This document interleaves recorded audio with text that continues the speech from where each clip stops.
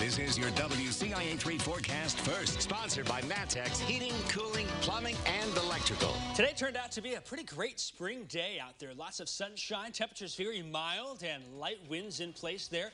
Just about as good as we can get, and it's about as good as we expected over the next couple of days here.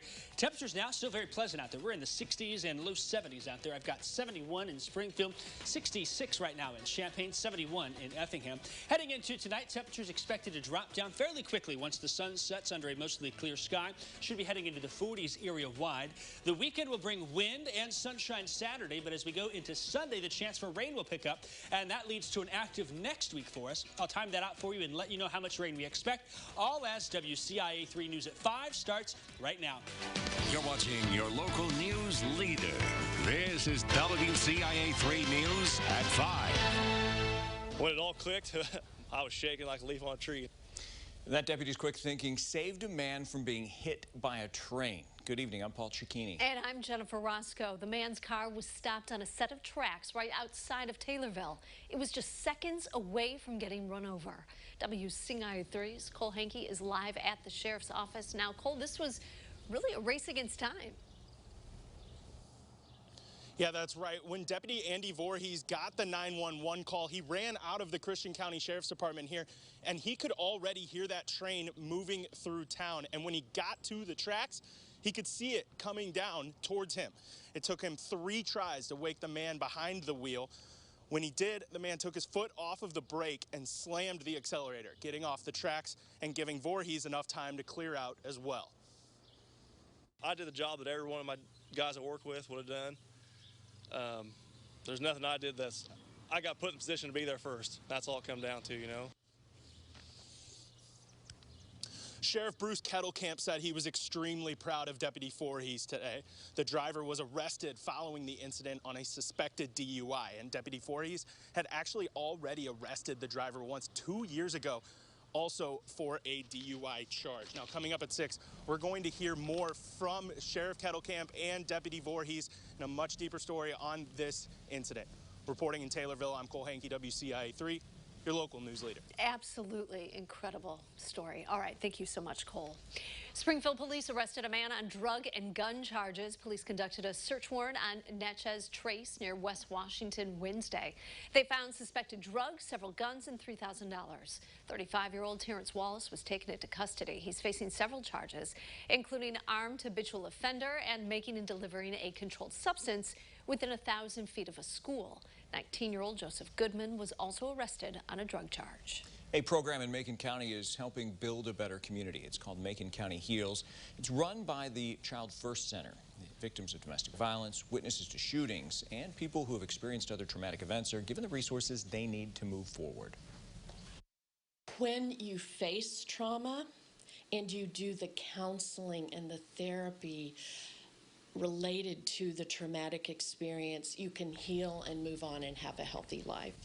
The program is for people up to age 25. Several agencies, including the Sheriff's Office, Police Department, and Growing Strong Sexual Assault Center, are part of it. A man's dead after a crash on I-55 in Montgomery County. It happened last night in the northbound lanes. State police say there's construction in the area and it's closed and barricaded. They say 69-year-old David Grapes drove around several barricades. He eventually hit a parked construction vehicle and died. We have an update on a story we first brought you yesterday. Champaign firefighters had pulled 4 people from a burning home. Investigators now ruling that fire was an accident. It happened near Beardsley and Prospect Avenues. Investigators say the fire started in the kitchen near the stove. They say 2 women and 2 children were stuck on the 2nd floor. All of the victims were taken to the hospital in critical condition at the time. Officials say they have no updates on how they're doing now. A Decatur firefighter served his community for more than 2 decades.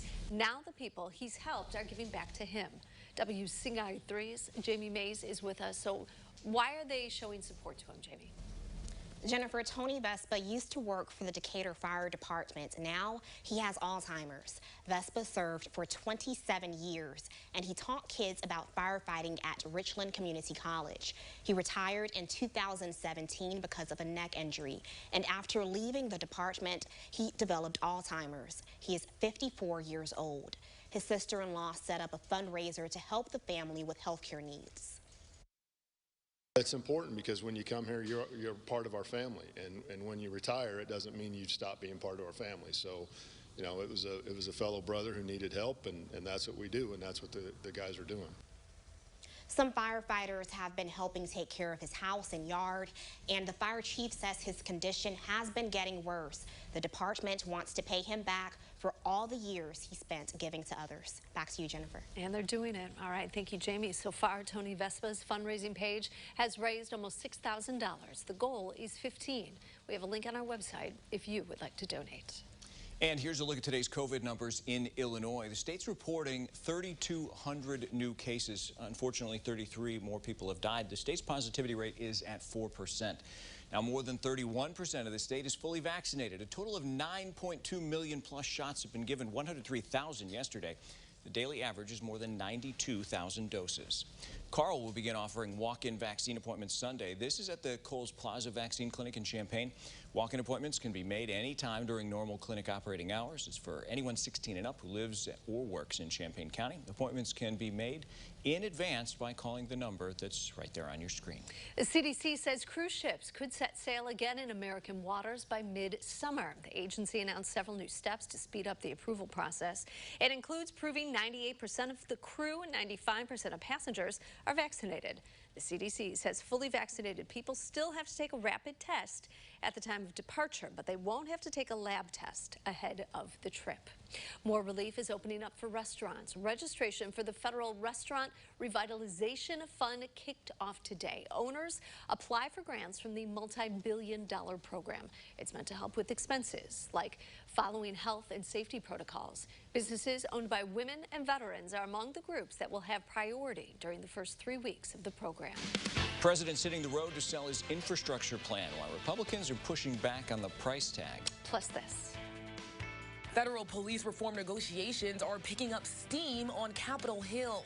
I'm Raquel Martin in Washington. Why Democrats and Republicans say they're optimistic a deal could be struck by the end of next month. You can find out that full story coming up.